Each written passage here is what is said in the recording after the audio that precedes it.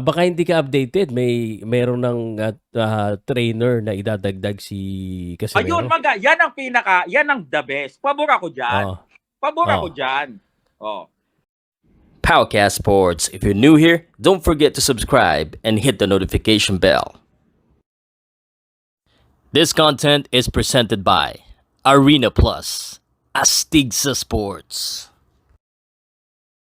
Ano, Wala naman at akong alam least, kasi hindi ko naman narinig yung sinabi pero niya. Basta ano, sabi niya, pero ikaw, ito, tanong ko sa'yo, personally, Oh. gusto mo bang makita yung laban ni Marlon Tapales at saka ni Brad, Casimero? Brad, ako nagpaputok nun. Brad, Oo. ako ang inatasan para paputokin yun. At ako Oo. din ang talagang gusto kong makita. Bakit? Kung sino man ang nakakaalam, kung sino talagang mananalo sa dalawa, kami na mga kasama nila nung silang dalawa ay magkasama sa training camp. Oh. Aw, Okay. Ngayon, kung maglalaban yung dalawa, anong prediction mo? siyempre, hindi lalagpas na round 6 kay Tapales yan. Doon nga, alam mo ba yung sparring nila sa wildcard? 4 na round lang ni-request ni ayaw niya na daw. Oh. Baka hindi ka updated. Meron ng trainer na idadagdag si Casimero. Ayun, yan ang the best. Pabor ako dyan. Pabor ako dyan. Oh. Basta ako, basta maging bothered si Jason sa position niya at talagang threatened siya, masaya na ako. Ang pumasok dito yung potential na maging trainer ni Casimero. Just for us to put substance in this conversation, tigilan mo na muna yung pag-aasar mo. Tanungin kita, sabi, umakyat dito si Doc J. And mukhang nag-usap sila. Salamat ka nga, dinadalaw ka ng celebrity. Sumagot ka muna natin sa tanong ko. Okay, hindi to boxing show to, hindi to influencer show na kailangan mo ng pipe. Ano lang usapan lang natin to. Umakyat si Doc J, ilalabas daw niya ang halimaw ni Casimero. Pag si Doc J ang mag-training kay Casimero sa laban niya kay Tapales, kasi tinanong ko rin okay sa kanya na siya mag-training kay si Tapales ang kalaban. Oo naman. Magbabago ba? Magbabago ba ang... Basta, tingnan mo, pag professional trainer mag-handle dyan, hindi si Jason, na for content lang, makikita nyo kaibahan. Okay. Ano sa tingin mo prediction mo pag si Doc J na ang nag-training kay Casimero, ano na prediction mo? Knockout pa rin in favor of Tapales. Totoo lang ako, hindi ako plastic, bro. Pang ilang rounds, ganun pa rin. Hindi lalagpas ng round 6. Kilala ko siya, bro. Nakasama ganun ko pa rin? siya. Ganun pa rin kahit iba na yung trainer? Hindi siya lalagpas ng round 6 kay Tapales.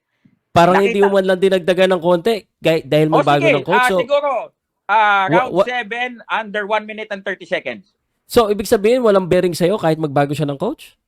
Siguro, makakasabay lang ng konti. Pero, I've been with both camps. Okay? Alam ko yung kahinaan. Alam ko yung limitasyon. Alam ko yung hangin. Pagdating sa hangin, malayo talaga. Bakit? Pwede naman siya magbago at mag-training na maayos Pao, he's already 35. Huwag mo na kaming lokohin. Tapales is what? 31? Training naman yun. I'm not saying that, hindi ko naman sinasabi na prime siya o hindi. Sinasabi ko lang, because most of the criticism sa kanya, hindi siya nagte-training na maayos. So, pag nag-training siya na maayos, again, believe me, ito na parang kasi sinasabi mo kasi, parang sinasabi mo, never na siya magte-training. Nahihirapan si Memo kasi he doesn't want to continue. Si Memo na lang ang nagpupwersa sa kanya to do yung mga nalalabi pang mga workouts. Ayun na nga. Pero kung sakali na mapwersa siya gaya ng ginawa ni Memo, kasi parang pinapalabas mo na ayaw nyo na mag-training, na gano'n na talaga, wala na makapagbago sa kanya. Alam mo sagot gusto mo lang sa akin manggaling, ikaw talaga pa sagot. Hay nako. Sagutin mo. Anong katanungan mo?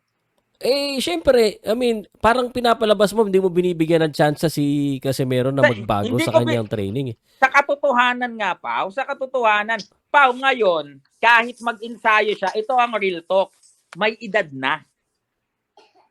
Okay? Siguro magiging mas composed lang, yung mga reflexes niya nandyan, yung footwork niya maitatama kasi flat-footed siya nung nakaraan. Pero kung ibabase mo sa ngayon, sa estado ng mga karera nila ngayon, si Marlon Tapales galing sa 2 high caliber fights. Si Kangs naman mula 2021 na master niya na yung art of tune up.